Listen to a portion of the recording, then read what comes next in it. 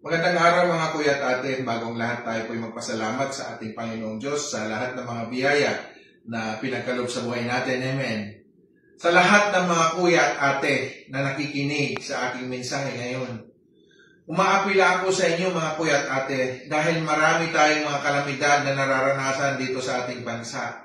At umaapila ako sa bawat region, sa bawat club, na tulungan natin yung mga kababayan nating napinsala. Yung mga kuya natin na napinsala, lalong-lalo na sa Masbate, sa Bicol, sa Samar, sa Cagayan Valley, at itong huli, ang earthquake sa Cebu na talagang ang naapektuhan ay ang Bogo, Municipality of Bogo, and also doon sa Bantayan Island. At nabalitaan ko nga, ang church doon ay nagibalin po. At ang pinakamarami pong mga naging pinsala ay dito sa Municipality of Bogo.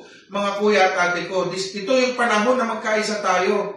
Tulungan natin ang mga kababayan natin na nangangailangan ng tulong. Ito, gawin natin. Palakasin natin yung pwersa natin, ilabas natin sa panahon na ito, mga kuya at ate ko, dahil walang ibang magmamalasakitan sa mga kababayan natin, kundi tayo rin lahat ay Pilipino, mga kuya at ate. Lalong-lalo na tayong mga Agila, na tayo ay isa sa inaasahan o isa sa part o sa pagtulong sa mga taong nangangailangan sa bansa natin. Mga kuya at ate ko, please,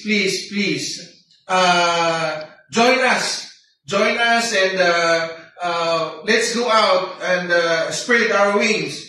Sa ngayon, may mga nakulikta na tayo na para sa Masbate, para sa Bicol, para sa Cebu, pero hindi po sapat na maibigay natin dahil ang Masbate na kailangan po sila ng tubig, na kailangan sila ng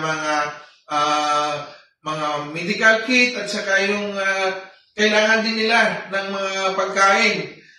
Mga kuya at ate, ngayon tumawag po ang Cebu. Ito din po ang pangangailangan nila ngayon, yung pagkain at saka tubig at saka yung mga medical kit din.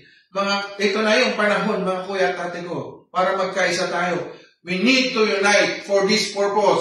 Again, I appeal to everybody, officers and members of the Fraternal Order of Eagles, Philippine Eagles Incorporated, please help our Filipino people na nasalanta ng mga iba't ibang klase ng kalamidad.